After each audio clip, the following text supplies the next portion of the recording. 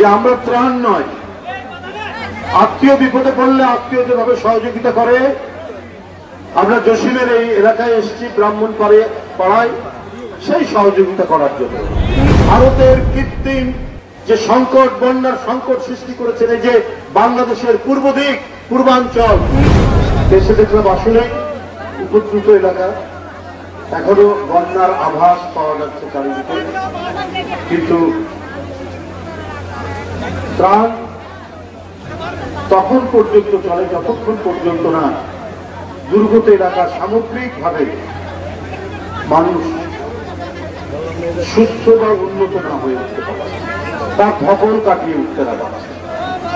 আজকে যিনি সভাপতিত্ব করছেন ঢাকা মহানগর দক্ষিণের উদ্যোগে এই ত্রাণ কার্যক্রমের সভাপতি জহির এখানে উপস্থিত রয়েছেন আমার আরেক অনুষ্ঠিত ভাই জিলানি, যে স্বেচ্ছাসেবক দলের অত্যন্ত যোগ্য নেতৃত্ব দিচ্ছেন সারা দেশে।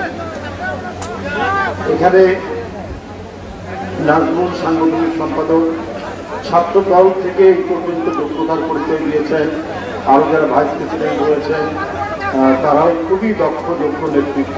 আমি আগেই বলেছি গোটা স্বেচ্ছাসেবক দলের পরিবার আপনাদের এই ব্রাহ্মণপাড়া এলাকায় এসে উপস্থিত হয়েছে।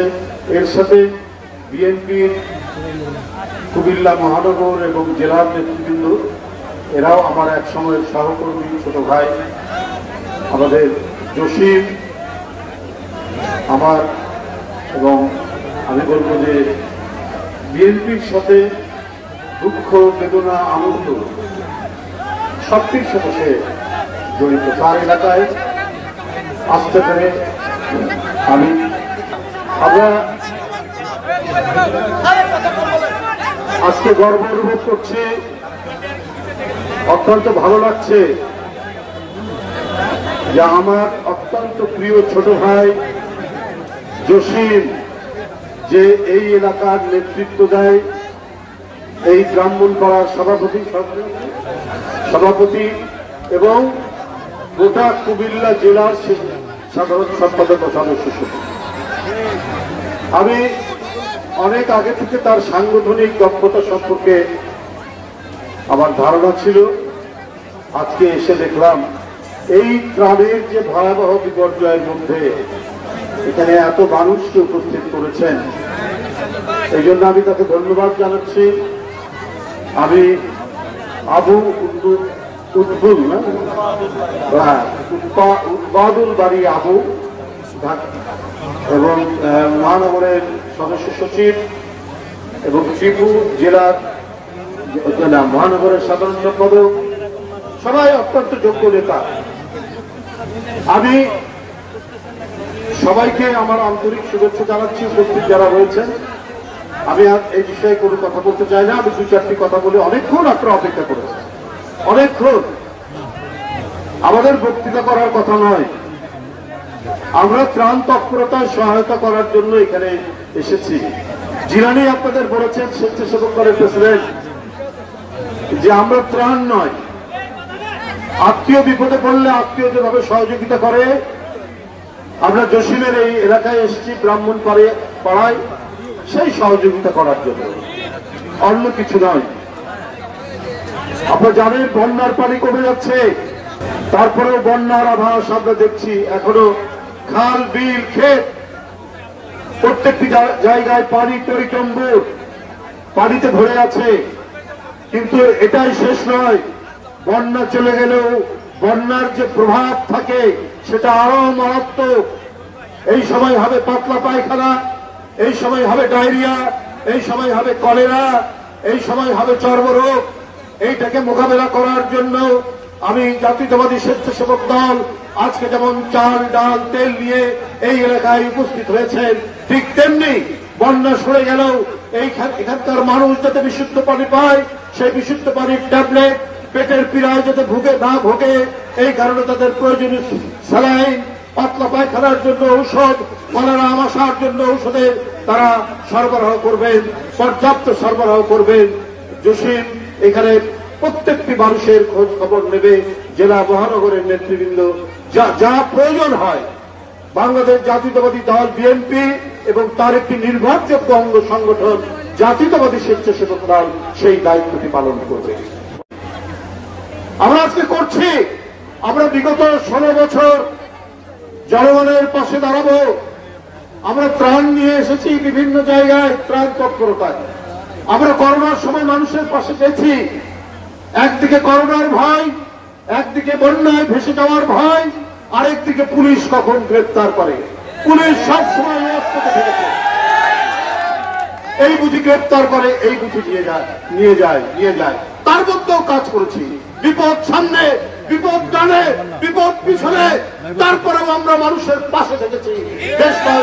আমাদের ডাকে, দেশনেত্রী বেগম খালেদা জিয়ার ডাকে আমাদের সকল অঙ্গ সংগঠন, স্বেচ্ছাসেবক দল, যুব দল, ছাত্র দল, মহিলা দল, প্রত্যেকে তার সাধ্যমত প্রাকৃতিক সমস্ত বিপর্যয়ে আমরা মানুষের কাছে থেকেছি, মানুষের পাশে থেকেছি। এখন তো কিছুটা মুক্ত নিঃশ্বাস নিতে পারি। এখন শেখ হাসিনার তাণ্ডব নেই, শেখ হাসিনার সেই পুলিশ নেই, শেখ হাসিনার সেই গোয়েন্দা পুলিশ নেই। কিছুটা মুক্ত নিঃশ্বাস নিয়ে আপনাদের কাছে হয়তো নির্ভয়ে আসতে পারছি।